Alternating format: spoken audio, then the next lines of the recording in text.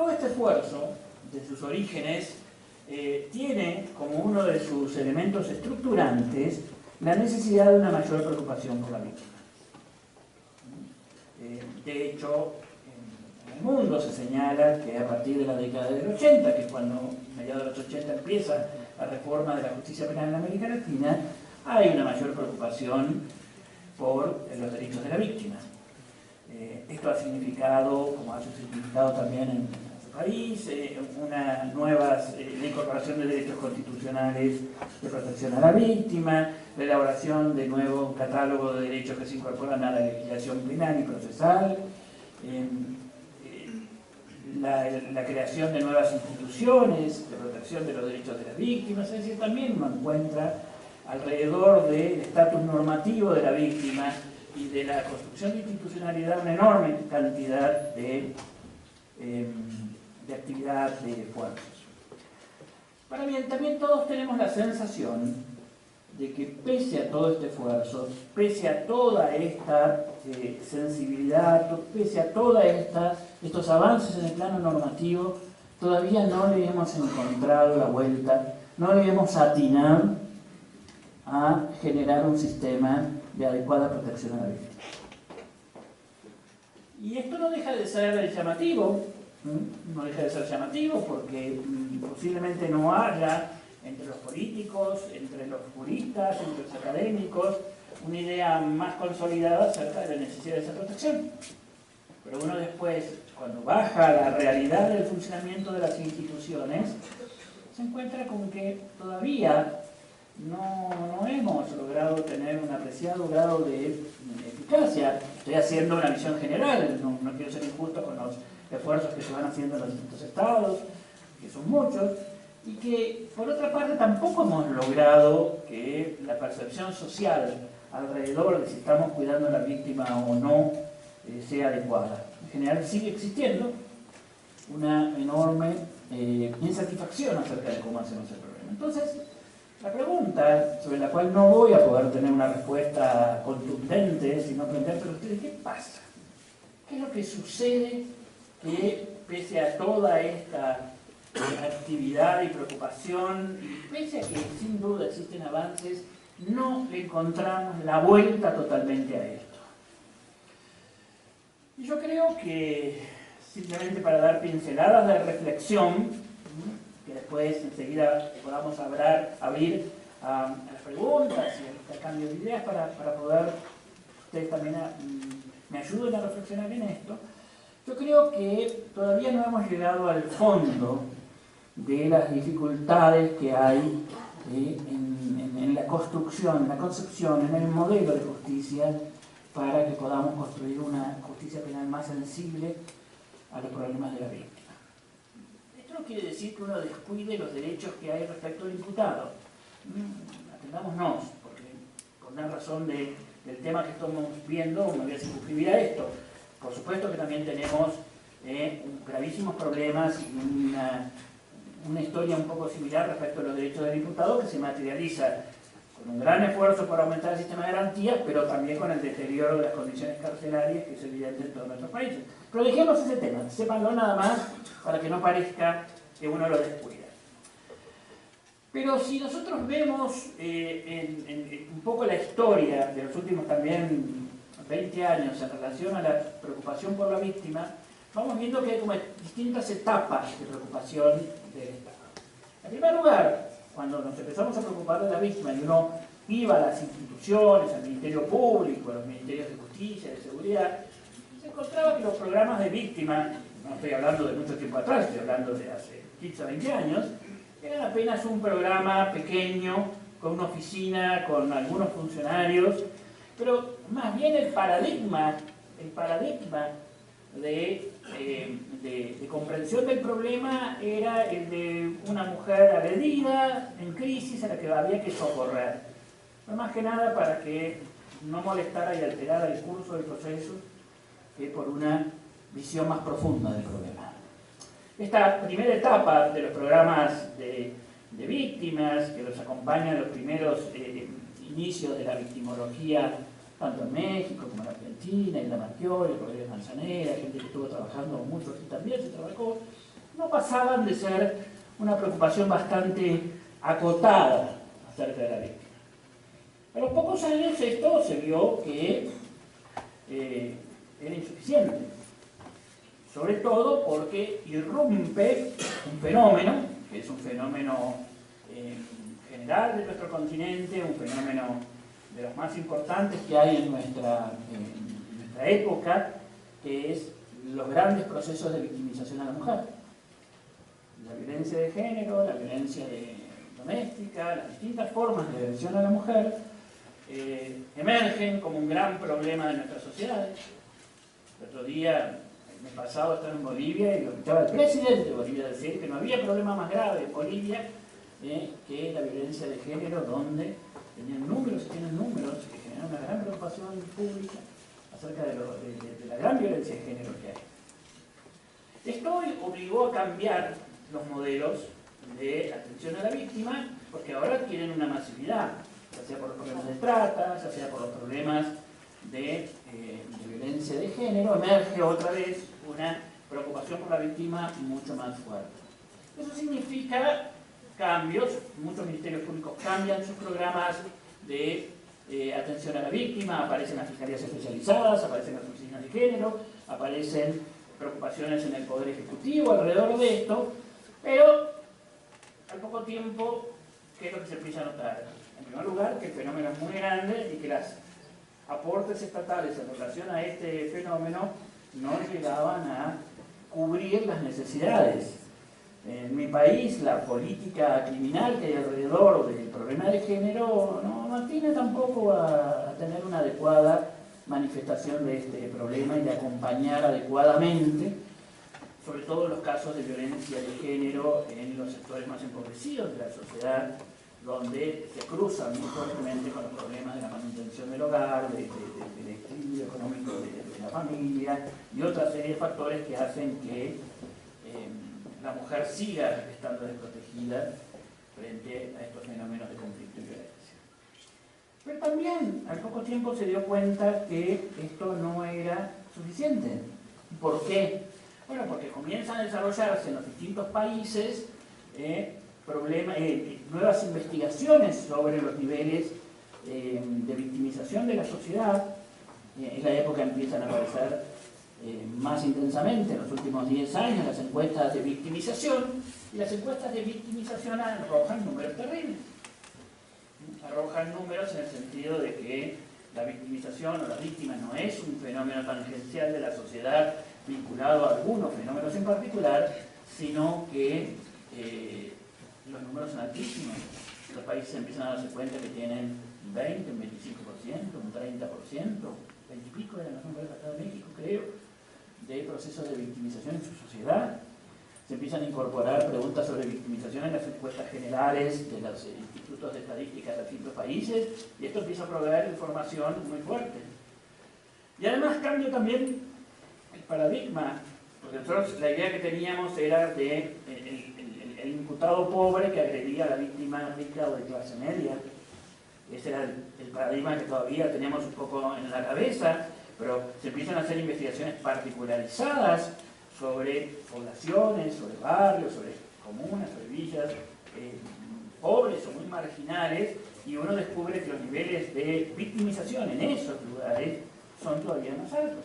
Nosotros mismos hace poco, en una ciudad nuestra, una ciudad bonita, balnearia, turística, como es Mar del Plata, hicimos encuestas de victimización sobre barrios marginales, más pobres, y los niveles de victimización alcanzaban el 60% de la gente del ciudad. Con lo cual, me parece que estamos frente a un fenómeno que no sabemos cómo encarar. Lo cierto es que, no quiero ser apocalíptico ni catastrófico, no lo soy. Yo soy una persona optimista, pero el optimismo, si no quiere convertirse en tontería y en frivolidad, tiene que aprender a ver los problemas. Y de ahí en más, a Dios rogando y con el mazo dando, empezaremos a ver cómo solucionamos los problemas. El optimismo que cierra los ojos a la realidad es frivolidad. Y el pesimismo no le ayuda a nadie, digamos, así que no me interesa tampoco. Bueno, pero frente a estos fenómenos tan masivos, pareciera, como digo, que todavía no hemos desarrollado una adecuada implicación de ideas, normas, tecnología y organización y predisposición como para poder encarar este problema, que no es un problema marginal de la sociedad, sino que es un problema que va a uno de los grandes procesos que se caracterizan, digamos, que son propios de nuestra época.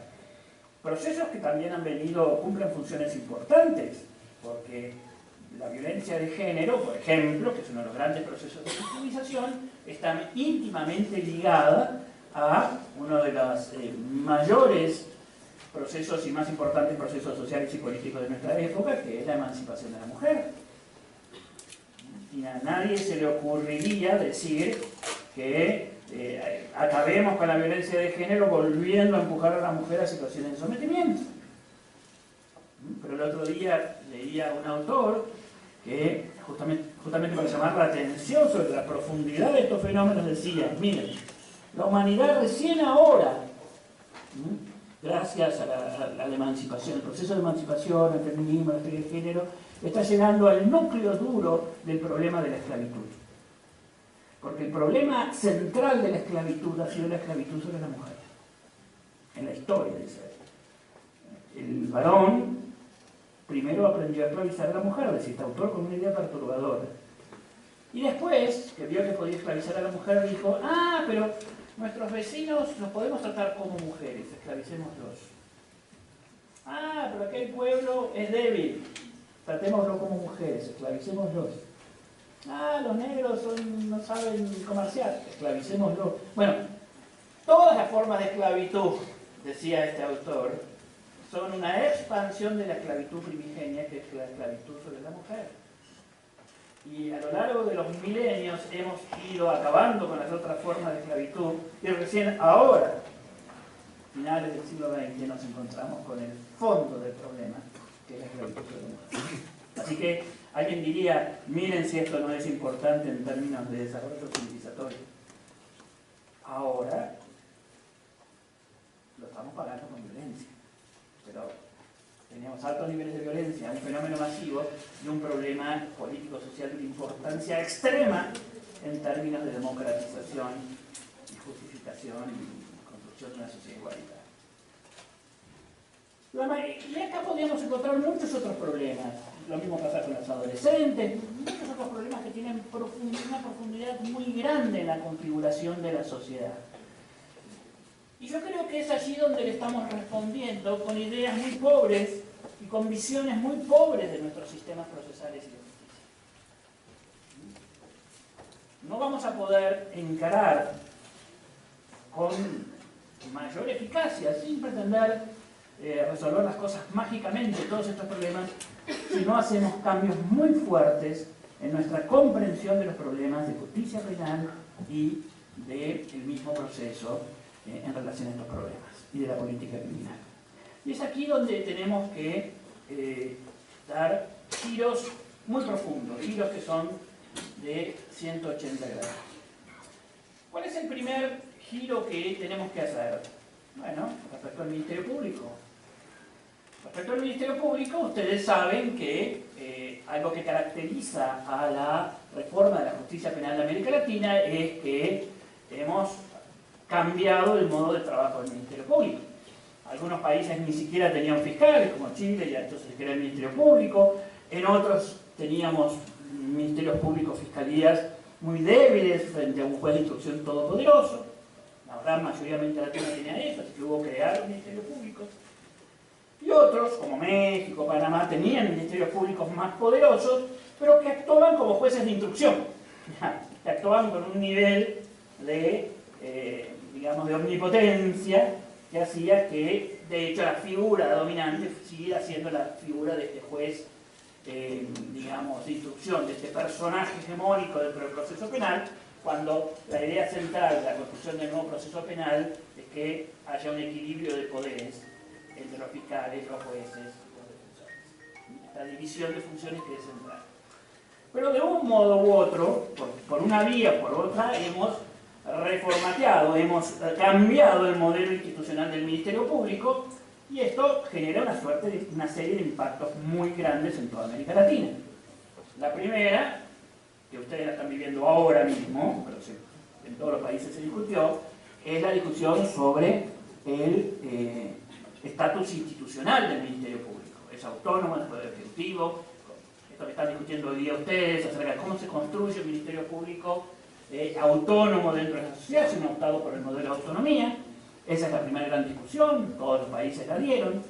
Pero hay otra discusión más profunda que esa. Esta es muy profunda, hay que prestarle mucha atención, porque ustedes tienen ahora una oportunidad histórica de poner las bases distintas de un Ministerio Público para México, cambiando la historia. Y en todos nuestros países se ha dado esa discusión y se sigue dando esa discusión porque no está claro cómo se inserta institucionalmente una institución tan poderosa como el Ministerio Público Fiscal. No está tan claro. Pero bueno, es un debate importante. Pero respecto a nuestro tema en particular, ¿qué es lo que inmediatamente empieza a aflorar y hoy constituye uno de los escollos fundamentales, al punto que ha llevado a estas soluciones, que también se discuten acerca de si son eficaces o no, habrá que ver en el futuro, de duplicar el trabajo del Ministerio Público y poner al lado un sistema de asistencia jurídica para la víctima, como es lo que ustedes tienen con la ley de asistencia jurídica en la víctima. Pero, ¿qué es lo que está atrás de esto? Bueno, atrás de esto está el problema de la doctrina histórica fundacional del Ministerio Público Fiscal. Cuando se debate este tema en la Revolución Francesa, que es de donde se da el primer gran debate moderno entre el sistema inquisitorial y el sistema acusatorio. En ese entonces, el sistema, cuando uno hablaba del sistema de acusatorio, se hablaba del sistema de jurados. Pero bueno, el primer gran debate que se da entre el sistema inquisitorial y el sistema de jurados en la época moderna se da en la Revolución Francesa.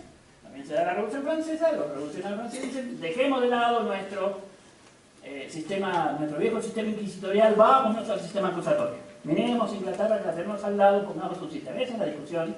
Y están discutiendo 15 años. Para que ustedes no se depriman porque llevan unos añitos discutiendo. Están discutiendo 15 años solamente sobre el código. Y una de las discusiones fundamentales, que va a llevar luego a una solución híbrida, que es la de los sistemas mixtos, que en realidad perpetuó el sistema inquisitorial durante 200 años más, una de las discusiones gira alrededor del Ministerio Público, donde había dos tradiciones. Francia tenía una larga tradición del Ministerio Público a través de la institución de lo que se llamaban los procuradores del rey, que era una institución inquisitorial. Y muchos de los revolucionarios franceses querían cambiar eso y convertir al Ministerio Público Fiscal ya no en un representante del Estado, sino en un representante de la sociedad, de las víctimas, de la comunidad. Ese debate es un debate que dura estos 15 años, pero se termina saldando mal. Porque se termina saldando en el sentido de rescatar y salvar la figura del Ministerio Público como procurador del rey. Y cuando uno lee a los comentaristas franceses de esa época, por ejemplo, Pontinelli, que es uno de los grandes comentaristas que fija el modo de comprender la justicia penal por los también siguientes 200 años, él va a decir, y así una de las viejas instituciones de Francia se salvó y pasó a la modernidad.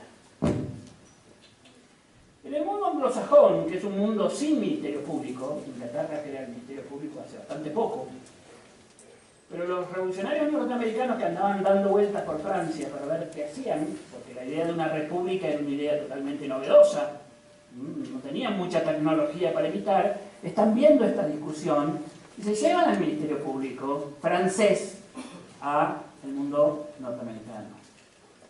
Pero se lo llevan no con la idea del procurador del rey, que era una idea que no la tenían, que no la podían hacer, sino la del fiscal representante de la comunidad. Y por eso, si ustedes ven el modelo norteamericano, tiene un componente que es de historia inquisitorial, eso lo dicen Abraham Goldstein y otros autores norteamericanos, que van a decir, esto es un componente inquisitorial del sistema norteamericano, pero el Ministerio Público nunca fue una institución acusatoria anglosajona. Francesa y la raíz inquisitorial, pero la transforman y el fiscal pasa a estar muy vinculado a la comunidad, es el abogado de la comunidad, el abogado de las comunidades, por eso es selectivo, por eso está vinculado siempre a una comunidad. Y fíjense, si ustedes ven el funcionamiento más o menos general de los Estados Unidos, que tiene muchos funcionamientos, no van a encontrar la figura del querellante, del acusador particular en los juicios, sino siempre el Ministerio Público. Pero hay, si a un fiscal se le ocurre estar en contra de las víctimas o estar en contra de su comunidad, lo paga caro, lo va a pagar caro en las elecciones, lo va a pagar caro en el malestar, porque en el gen de la organización está esta idea de que el fiscal es representante de las víctimas y de las comunidades victimizadas. En América Latina también nosotros vamos a traer la figura del Ministerio Público, pero traemos la otra tradición. Traemos la tradición francesa, donde el fiscal es representante del Estado. Es representante del Estado. Obviamente esto va a cambiar porque se traen leyes más modernas. ¿Y cuál va a ser el cambio retórico, pero no en el cambio en el modelo organizacional? Que el fiscal va a decir: yo soy representante de la ley. Mi función es hacer valer la ley. Pero eso genera un tipo de cultura institucional totalmente distinta y reacia a las realidades humanas. Entonces, la pregunta, muy brevemente, pero esta es disculpen la superficialidad, pero esta es un poco la historia, o cómo contar la historia de un modo que no sea útil. Nos encontramos con estas dos tradiciones. Y en América Latina nos encontramos con el problema de que tenemos que crear un sistema acusatorio, queremos hacer un sistema acusatorio amable con la víctima, pero le damos poder al Ministerio Público o lo cambiamos su forma de trabajo, pero nos encontramos con un Ministerio Público que tiene una historia de indiferencia o descuido frente a la víctima. Y esto genera un problema tremendo. La discusión moderna de la vieja discusión francesa fue que cuando empiezan en muchos países a analizarse el problema del rol del Ministerio Público, se empiezan a hacer talleres, seminarios, a discutir bajo el nombre ahora: ¿es el fiscal abogado de la víctima? ¿Sí o no? Muchos, como es mi caso, sosteníamos que el fiscal es abogado de la víctima. Otros decían no. Acá el derecho penal, con su tradición alemana, española, de tanta influencia en América Latina, volvía otra vez a la tradición francesa, porque ellos tenían la tradición francesa y nos decían no. El fiscal es representante de los intereses generales de la sociedad, abstractos, o es representante de hacer valer la ley en abstracto. Y entonces se generó una especie de contradicción de tradiciones y de modelos y tradiciones que no encajan. Entonces, empezaron a funcionar los ministerios públicos, y los ministerios públicos, ¿qué es lo que hacían con la víctima? Decían: mire, no venga. ¿O sabe qué, señora o hombre? Le voy a tomar declaración. Firme. Bueno, ya tengo su declaración, no venga más. No venga más. Desgraciadamente, por las nuevas reglas lo tengo que llevar al juicio oral, porque si fuera por mí, con esta actita me voy hasta la condena. Era la vieja historia, ¿o no? No venga más. Entonces se sigue produciendo una especie de contradicción, de inadecuación entre lo que expresamos, las necesidades sociales, y nuestras estructuras normativas favorables a la víctima, y nuestras estructuras institucionales reacias. El tema es que esto no se resuelve así: 1, 2, 3, queremos a la víctima. No se resuelve así. Los países empiezan a desesperarse, los políticos empiezan a desesperarse porque sienten el reclamo social, los problemas son más graves. Empieza la demagogia, lo que llamamos la víctima como excusa. Y ahí estamos. Algunos, en general, hoy día hay una estrategia que es una estrategia que va a solucionar en parte, pero que no va a poder solucionar todo este problema, que es darle algún tipo de asistencia a la víctima jurídica. Pero en realidad esto es un sistema costoso, y si no vamos al punto, lo que vamos a hacer es duplicar o triplicar el problema, generando cada vez más gasto del Estado más estructuras jurídicas, más estructuras de abogacía y en el fondo dejando un problema social sin una resolución de fondo. Yo no estoy en contra acerca de la creación de instituciones como la institución de asistencia a la víctima, porque hay bastante necesidades de este tipo que se pueden saldar y se puede hacer un buen plan de coordinación de recursos fiscales. Lo que estoy en contra es que volvamos a crear al Ministerio Público y que en 10 o 20 años tengamos 2 ministerios públicos, no uno. Es uno de los problemas que si no vamos al fondo tenemos que resolverlo. Hoy día lo que estamos diciendo es al Ministerio Público Fiscal, señores, entiendan ustedes que su misión es gestionar los intereses de la víctima. Gestionar los intereses de la víctima. Y por lo tanto hay que hacer organizaciones, instituciones, organizaciones, oficinas, modelos de trabajo, procesos de trabajo que tengan capacidad de captar el conflicto de su humanidad. Lo que tenemos es un problema más profundo aún, que excede inclusive el problema de la víctima, que tiene que ver con la deshumanización de nuestros aparatos de justicia penal. Con el hecho de que rechazamos el problema humano y nos gustaría que todo fuera problemas de papeles y problemas de trámites.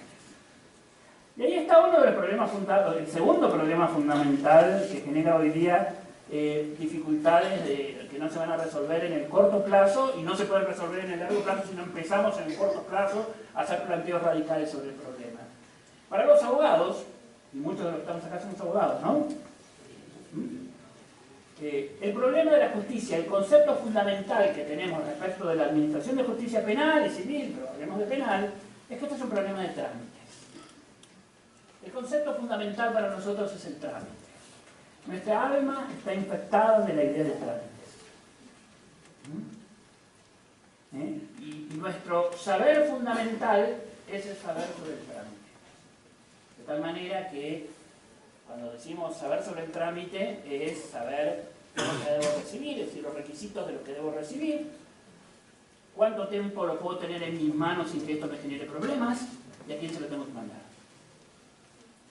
Y si esto lo sé hacer a la perfección, es decir, con los ojos cerrados, descubrir nulidades e incompetencias. Eso me convierte en un experto magnífico. Saber cuánto tiempo lo puedo tener al milímetro y cuando está empezando por explotar, mandarlo. Y si atino a quién se lo hay que mandar, ya soy un super funcionario, un super experto. Pero esto es una desgracia. Si nosotros creemos que todo el esfuerzo de pasar del modelo inquisitorial al modelo acusatorio, es decir, sacar unos 500 años de historia para pasar a esta historia nueva, significa cambiar de trámite, estamos arruinando todo este proceso de cambio. Y estamos dejando a una sociedad que cada vez con más fuerza nos dice no me funciona lo que hacen, totalmente inerme. El problema grave de nuestra civilización es la violencia. Fíjense ustedes que esta visión del trámite consustancial a todos, que hace que nosotros nos sintamos seguros en la idea de trámite, porque no solamente es un saber profesional, sino que es un saber de sobrevivencia. Con esto tiene un reflejo teórico que es lo que llamamos análisis secuencial. Entonces todos nos enseñan el proceso penal y nos dicen el proceso penal es el conjunto de actos formales secuenciales que conducen a la sentencia y luego a su ejecución. Nos parece que está muy bien lo que nos están enseñando y yo siempre le digo a los alumnos de posgrado y a todos, por favor, borren esto de su cabeza. Estamos descubriendo que las cosas se borran con esto. Ahí se borra. Entonces es así con, digamos, ese tipo de conceptos. Eso tiene que ver con un corpus teórico que viene justamente del modelo napoleónico, que es el corpus teórico del derecho procesal, que luego se expresó en la teoría general del proceso, que a nosotros nos parece que es lo único que existe, pero es la explicación del modelo inquisitorial. Y si nosotros queremos hacer funcionar el modelo acusatorio, adversarial, con las ideas, las reglas, las habilidades del modelo inquisitorial mixto, ¿qué es lo que hacemos? fenómeno que conocemos como la reconfiguración inquisitorial de los sistemas acusatorios, que ya en México lo están viviendo, y otros países ya están hablando de ellos. Es decir, que cuando se acaba el tiempo de las leyes, de las implementaciones, y entran a jugar los operadores te llevan indefectiblemente y todos los días de funcionamiento al igual del sistema mismo. Y dentro de pero dentro de un añito, 2 añitos, la discusión acaba de ser, bueno, pusimos todos estos cambios, la justicia está funcionando igual que antes. Esto lo conocemos, esto pasa de Tijuana a la Patagonia. Lo conocemos por todos lados, lo estudiamos, lo estamos tratando de resolverlo, porque si no, estamos condenados a la barbarie y yo no creo que eso sea el destino de América Latina. Pero los abogados trabajamos todos los días en contra, pero no por un problema ideológico, sino porque estamos adiestrados a ser tramitadores, a ver el problema como un problema de trámites. ¿Qué recibo? ¿Qué tengo? ¿A dónde voy? Y ese saber es inútil para los nuevos sistemas. Y ustedes me dirán, bueno, pero ¿cómo hacemos? ¿Cómo cambiamos esto? Bueno, hoy día el gran debate entre los sistemas inquisitoriales y los nuevos sistemas es también llamar a lo que llamamos paradigma del conflicto, el derecho penal del conflicto. El punto central no es el trámite, el punto central es el conflicto. Y que somos los abogados profesionales del conflicto, por eso la abogacía es una profesión tan linda, tan hermosa. Porque somos profesionales del conflicto. Para eso nos deberían haber adiestrado las universidades, para eso deberíamos tener nuestra práctica. Todo lo que hacemos los abogados, todo, es, o la gente quiere hacer actos de cooperación, me quiero casar, quiero vender algo, quiero poner una empresa, quiero alquilar mi vivienda, y ese acto de cooperación necesito que venga un profesional a decirme qué formas le doy para estabilizarlo y que no derive en un conflicto que me deje mal parado. Toda la tarea preventiva, la teoría del negocio jurídico, de los actos jurídicos, todo eso de las obligaciones tiene que ver con los abogados. Le ayudamos a la sociedad a estabilizar sus actos de cooperación, para que no deriven en conflictos, lo que se llama la tarea preventiva del abogado. La segunda parte de la abogacía es que cuando ya se desató un conflicto, o te llaman a resolverlo, ayúdame a resolver esto, o ayúdame a transitar este conflicto, o ayúdame a ir a los tribunales, que es donde se va a dirimir este conflicto. No hacemos otra cosa que los abogados que prevenir conflictos o ayudar a la sociedad a llevar adelante esos conflictos. No hay otra cosa en la abogacía. Y por eso es una gran profesión. Y por eso nuestra sociedad necesita en el futuro, y ahora, muchos abogados, porque ustedes creen que la conflictividad va a desaparecer de nuestra sociedad. No, va a aumentar. Y en algunos casos decimos, qué bueno que está aumentando la conflictividad dentro de nuestra sociedad. Aquí que hay muchas mujeres, ¿ustedes creen que van a tener un estatus igualitario sin conflicto? ¿Se lo van a conceder los varones graciosamente? No. Entonces, bueno, y en esto podemos elegir muchos conflictos que cumplen una función positiva, otros no. Pero lo que necesitamos es ayudar a la sociedad que transite estos periodos de conflictividad sin caer en el abuso del poder y la violencia. Y eso es lo que hacemos los abogados. Somos una rama de los pacificadores. Pero nadie nos enseñó a hacer esto. A ver, ¿cuántas materias en sus carreras universitarias han tenido ustedes para enseñarles a entender, a transitar, a comprender la función del conflicto en la sociedad? En las distintas áreas de la cosa. Poco, ¿no? Muy poco. ¿Han estudiado teoría del conflicto, análisis del conflicto social, la relación teoría jurídica conflicto? No nos enseñan. Cuando nos enseñan algo así como métodos alternativos y resolución de conflictos, pero con una mirada un poco naif a veces, en el sentido de que así ya aprendemos a ser como Heidi, buenos. Pero los abogados somos malos todo el día, salvo cuando somos mediadores que somos buenos. No. El conflicto está en el núcleo central de la comprensión de lo jurídico, y eso no lo tenemos. No lo tenemos, no les han enseñado. ¿Qué nos han enseñado? A tramitar.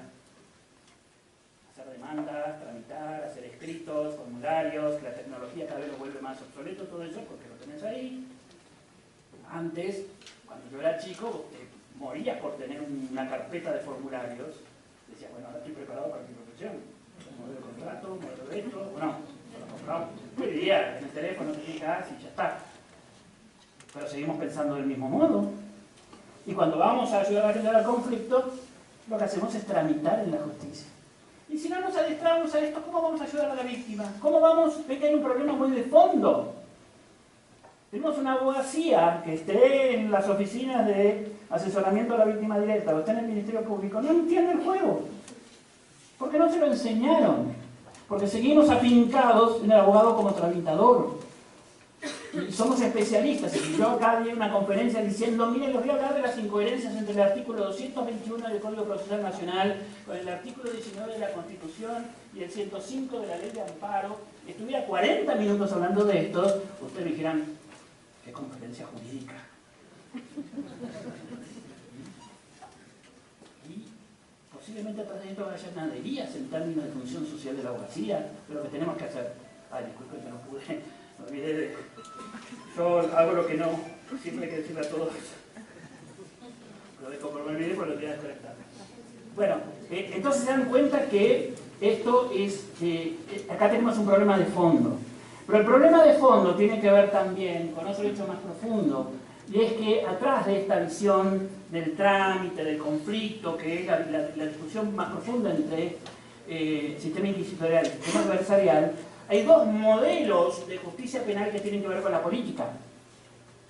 Uno es lo que llamamos el modelo infraccional, y otro es el modelo del derecho penal del conflicto. En el modelo infraccional la víctima no tiene lugar, por más que le pongamos leyes y derechos constitucionales por todos lados. Fíjense ustedes, Foucault, Michel Foucault, uno de los filósofos francés, que ha estudiado mucho también la historia de las ideas penales y la criminología, nos dice hace muy claro, en el nacimiento de la Inquisición, lo más profundo, el punto más profundo no está solamente en el secreto, en el escriturismo, que tienen una enorme importancia. Lo más profundo tiene que ver con el hecho de que, frente al conflicto, Juan le está pegando a Pedro. Anteriormente, en los modelos que hoy día llamamos acusatorios adversariales, yo tomo ese conflicto y lo traslado a un ámbito ritualizado. Un espacio sagrado, una sala de audiencias, donde fuera, según las culturas, siempre han inventado un modelo, que es algo que hoy tenemos que volver a pensar, en el cual yo tengo conflictos sociales, no quiero que este conflicto se expanda en la sociedad, y los traslado a un modo ritualizado. Todas las culturas han ritualizado estos conflictos, sobre todo los más graves, para ayudar a pacificar a la sociedad. Por eso los vínculos históricos entre los espacios sagrados y los espacios judiciales son muy profundos. Ahí tenemos a los romanos, hoy lo que decimos es eso, tomemos los conflictos y llevémoslo a las salas de audiencia. Pero en determinado momento de la historia va a aparecer el modelo inquisitorial que va a decir, ya no me interesa que Juan se esté peleando con Pedro y que haya un abuso de poder y una violencia que se puede expandir. El modelo infraccional le va a decir, Juan, le está esperando a Pedro. En tanto le está esperando a Pedro y lastimándolo, me estás desobedeciendo, porque yo te dije que no hay que pegarle a Pedro. Entonces el conflicto central ya no es el conflicto primario, es solamente una manifestación, un síntoma de lo que a mí me va a interesar, que es la relación de obediencia-desobediencia. El delito como infracción, lo que me interesa es la obediencia y la desobediencia, no ayudar a la sociedad que metabolice y pacifique sus conflictos. Obviamente, en los inicios será la desobediencia del Papa, después será la desobediencia al rey, después será la desobediencia a las normas, al soberano, al Estado, al soberano constitucional. Le cambiamos de nombre, pero la matriz de comprensión del problema sigue siendo el delito como desobediencia. Y es muy distinto construir un aparato de justicia para ayudar a la sociedad a pacificar y gestionar sus conflictos, tratando de discernir entre los conflictos las manifestaciones positivas y negativas del conflicto, a algo muy distinto a decir, construye una maquinaria para generar obediencia en la sociedad. Uno es una sociedad de ciudadanos responsables, la otra es una sociedad de súbditos. Son dos modelos políticos distintos. A mí, que soy antimonárquico visceral, no me gusta vivir en una sociedad de súbditos. Sí me gusta vivir en una sociedad responsable, ciudadanos responsables. Son dos modelos de sociedad. Cuando se dice la justicia penal tiene un vínculo muy profundo con los modelos políticos, tiene que ver con eso. En el modelo infraccional, la relación es entre el imputado y el Estado, entre el imputado y el que demanda. La víctima no tiene nada que ver, la víctima es solamente una manifestación de la desobediencia.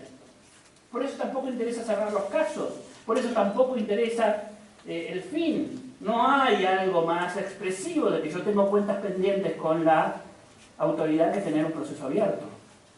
En el modelo inquisitorial era más importante tener el proceso abierto que terminarlo. De ahí nos viene la vieja tradición de no terminar los casos. Bueno, fíjense ustedes, ya para ir concluyendo y poder dar lugar a que dialoguemos un poco, fíjense la profundidad del cambio.